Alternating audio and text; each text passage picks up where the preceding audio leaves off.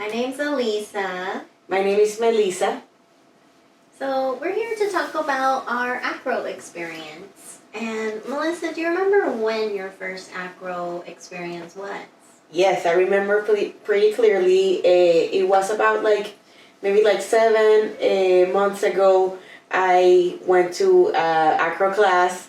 It was actually accidentally an intermediate level class, not a beginner class. I actually didn't know that after a few days after I took the class, and I did well, and I had fun, etc. And I was interested in going the next week, and so I found the same class, but I saw finally that it was actually an intermediate class, not a beginner class. But anyways, people were very friendly, very welcoming. I didn't have any acroyoga experience. I had seen acroyoga in front of me being done and performed once before, and I thought it was very interesting. I thought it was like partners yoga. I didn't even know it was called acroyoga. But then just by coincidence, kind of at the same time, I saw that a class was gonna be given, and so I signed up and took it, and it was very fun. How about you? How was your experience? So my first acro experience was not a traditional class, actually. I was with my friends at the beach in Santa Monica Pier, and we were approached by this complete stranger because we were playing ukulele, and they were like, "Oh, do you want to go do acro with us?" And I was like, "What is that?" And I remember the first time I flew, I was very insecure because I felt like I was too heavy, and I was like, "Oh my God, I'm giving this person my full weight." Yeah. But then after experiencing little, what was it? When you are straddled and folded leaf. Folded leaf, yeah. So folded leaf, and then we did all the stretches, and I became addicted right away. Exactly. It's a nice then feeling. I kept on wanting to go back weekly. Yeah. It's just fun to kind of do weird, creative things with fun and new, exciting people. Absolutely. I didn't know anybody in that first class of that I did. I went to a handstand class previously in the same studio, and then right after they had acroyoga. So I signed up for handstand and then ended up staying for acroyoga too. But again, I didn't find out that it was an intermediate class until I saw it later online. Everybody was very welcoming. I was like, I don't know what bird is, and people were explaining to me, even the same students were helping out each other a lot, and that was very nice. And then, do you remember your first fall? I do not remember that quite vividly. I remember that it was not that first day, that first acro class that I had.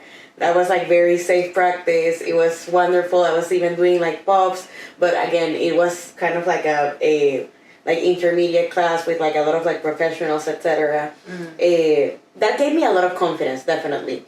I probably fell a couple of times, kind of doing side movements, and so very close to the ground, stuff like that. That's not bad at all.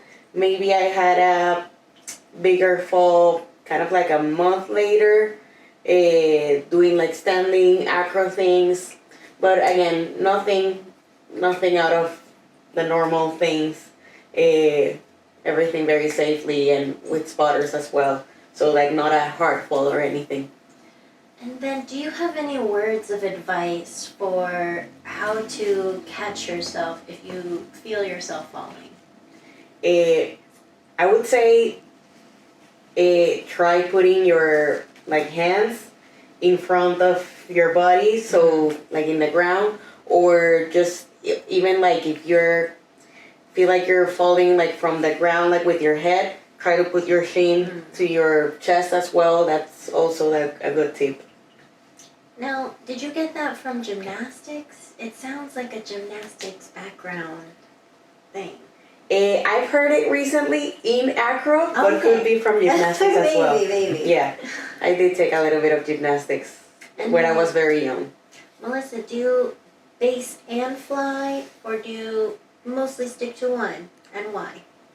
Okay, I mostly do stick to a flyer just because like that's kind of like where acro yoga has led me. Maybe because of like my height, maybe because of my friends. I don't know. But I do practice a little bit of basing as well, and I've come to like it. At first, honestly, I was a little bit afraid of it, even more afraid of the like flying part or even falling or anything. But I think I've gotten a little bit better. I've been every day or every time that I practice acro yoga trying to do a little bit, at least 5 minutes, at least a couple good. of poses, yeah, but at least something. How about you? What was the question? It was. Are you a flyer, a Oh. base? Do you like both? So when I first started getting into acro, I first flew, but then after taking a couple classes, I did feel more comfortable as a base because I feel a little bit on the heavier side personally. So I feel more comfortable if I can lift up others. And I was thinking about the first time that I dropped somebody because I don't remember my first actual fall. I feel like if I don't remember it, then it probably wasn't that bad. Exactly, But I same. remember when I was addicted to going to the green, so I would bring all my friends and I would fly them. And then I was still a beginning base, so when I would feel unbalanced and I would kind of feel ourselves falling, I would just kind of like take them on top of me and then it would end up in a cuddle puddle. Okay. So it was very like a safe place to fall. Okay. Or at least I tried to make it. Yeah, and he was your friend, so like very Exactly. comfortable being with each other and close to each other, etc. But I do like mixing it up, doing both. Yeah. I feel like as a base, it's very important to stay very engaged with the core. Yes. That way you're not wobbly. And then I feel like as a flyer, I feel more comfortable when my base is less wobbly as well. Of course, absolutely. I feel like as a base, gives you like a lot of confidence, like being able to do things, being able to like not drop people, etc. Like you have a very like that's like having a very strong body, very like agile with like the movements, the hands, the feet, like a lot of coordination as well. For So sure. I definitely give it up to bases, like all their hard work that they do. Oh, for sure. And then, let's see. For the new acro yogi, what do you think is base level of fitness standard? Do you think there is a base level of fitness standard for someone first time ever doing acro? I actually don't think so. I think people can have different like skills and strengths. For example, you may not have or think that you do not have a lot of muscle, but might be very flexible. Have a lot of like conditioning, flexibility, mobility, maybe as well. So you could probably do a lot of things. On the other hand, if you have a lot of like I don't know muscle strength, that could also be good. And it also varies between like being a flyer and a base as well, right? 100%. But I don't think that any like fitness requirements need to be met. Just kind of like an open mind to have fun and try new things and not doubt yourself mostly. I think that comes a long way, even agree. like without the physical part. I think the only base level of fitness that you need is you just have to be able to breathe. Yeah. Do you have like a preferred place where you like practicing acro yoga?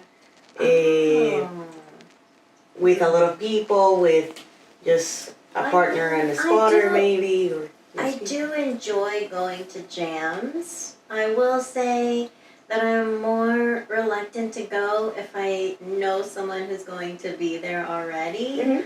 Although I have gone where I make new friends.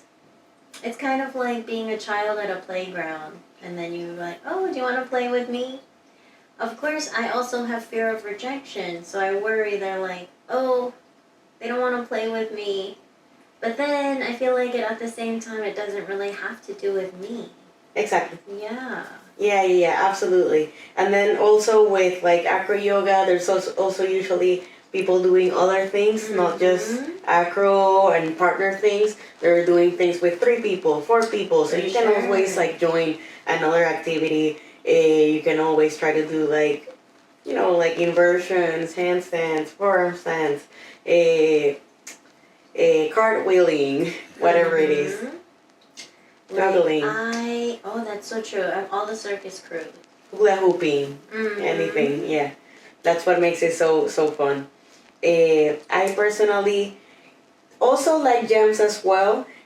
I mostly think I like maybe even practicing macro yoga in like workshops and like weekend retreats and stuff like that, where you get to like, I don't know, hang out with people like either the entire day or like for several days. Usually you have other like professionals coming in and teaching, so it's a little bit more like intensive, so you get to learn a lot and practice a lot. And usually there's also like jams kind of like involved on that as well, so you get to like have a little bit of fun and practice afterwards. That's a fun environment. Or even just like those classes that are kind of like 2 maybe 3 hour long, but then they end up in like jams for a few more hours, and it's kind of like a Friday night, Saturday night kind of like plan. Yeah, it's not limited only to like an hour or like a like sports activity. Can also be like very like social and fun activity as well. It is true. Acro is a very social activity because it's a lot of communication, it's a lot of trust. I was thinking earlier when you mentioned standing acro, me personally, I'm not the biggest fan of standing acro. Same. Oh, really? Same, I prefer same. L basic I'm too. trying to like come to like it, but oh my god, I was trying like hand to hand, like standing the other day. It's just so high up. It was funny because like I would like jump up, but like not fully. Panic. Yeah, like not fully, and then I would just like land back on like the like shoulders, which was like impressive. Like I would like jump to straddle and like land back on that. Impressive. But like I wouldn't go like full like I would be just like no. I would just go like my feet would go like boom, boom, boom, boom. Like nope. The baby hand to hand yet? L basing, yeah. I Basing think we might have done it. Yeah. And like high as well. But like standing, not yet. Yeah. That was so challenging. That was like Saturday night.